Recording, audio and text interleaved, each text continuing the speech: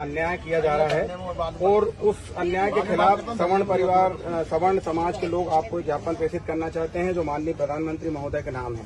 तो माननीय प्रधानमंत्री महोदय भारत सरकार नई दिल्ली द्वारा अनुविभागीय अधिकारी राजस्व प्रक्रिया जिला नर्मदापुरम विषय यूजीसी विश्वविद्यालय अनुदान आयोग के 13 जनवरी 2026 को लागू नए नियम प्रावधानों के अध्यादेश को तत्काल वापस लेने के संबंध में महोदय विशंकर सभा ने निवेदन है कि हाल ही में यूजीसी विश्वविद्यालय अनुदान आयोग ने 13 जनवरी 2026 को नए कानून लागू किए हैं। कहने को तो इनका उद्देश्य उच्च शिक्षा में जातिगत भेदभाव को रोकना है। नए नियम अध्यादेश में हेल्पलाइन और सख्त निगरानी व्यवस्था लागू की जा रही है।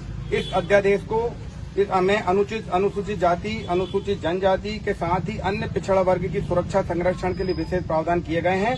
वहीं सामान्य वर्ग के लिए ऐसे कोई प्रावधान नहीं किए गए हैं। इसके उलट अध्यादेश के नए प्रावधान सामान्य वर्ग को कटघरे में खड़े करने की व्यवस्था तय करते हुए प्रतीत हो रहे हैं। यूजीसी द्वारा अधिसूचित promotion of equity in higher education institutions regulations 2026 में किए गए प्रावधान दोषपूर्ण, जातिगत भेदभाव को बढ़ाने वाले और सामान्य वर्ग सवर्ण समाज के विद्यार्थियों के भविष्य से खिलवाड़ करने वाले हैं। विशेषकर नए नियम 3C में दी गई व्यवस्था भेदभावपूर्ण और असंवैधानिक है। यह नियम उच्च शिक्षा संस्थानों में समानता को बढ़ावा देने के नाम पर कुछ वर्गों विशेषकर सामान्य वर्ग के खिलाफ भेदभाव को बढ़ावा देने वाला है। उसे कानूनी हथगंटों में फंसाने वाला और परोक्ष रूप से उच्च शिक्षा के दायरे से बाहर करने वाला है। एक तरह से इन प्रावधानों ने सामान्य वर्ग के विद्यार्थियों को अपराधी की श्रेणी में लाके खड़ा करने जैसी स्थिति बना दी है। नए प्रावधानों में जातिगत भेदभाव की व्यवस्था को स्पष्ट रूप से परिभाषित नहीं किया गया है।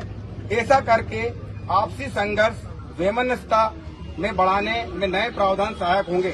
यूजीसी के पुराने नियम में झूठी या दुर्भाग्यपूर्ण शिकायत पर जुर्माना और निलंबन का प्रावधान था, लेकिन 13 जनवरी 2026 को लागू नए नियम में उक्त प्रावधानों को हटा दिया गया है। इस तरह 2 वर्ष के लिए कॉलेज प्रमुख की अध्यक्षता में जो समानता समिति बनेगी उसमें भी सामान्य वर्ग की उपेक्षा की गई है। स्पष्ट रूप से यूजीसी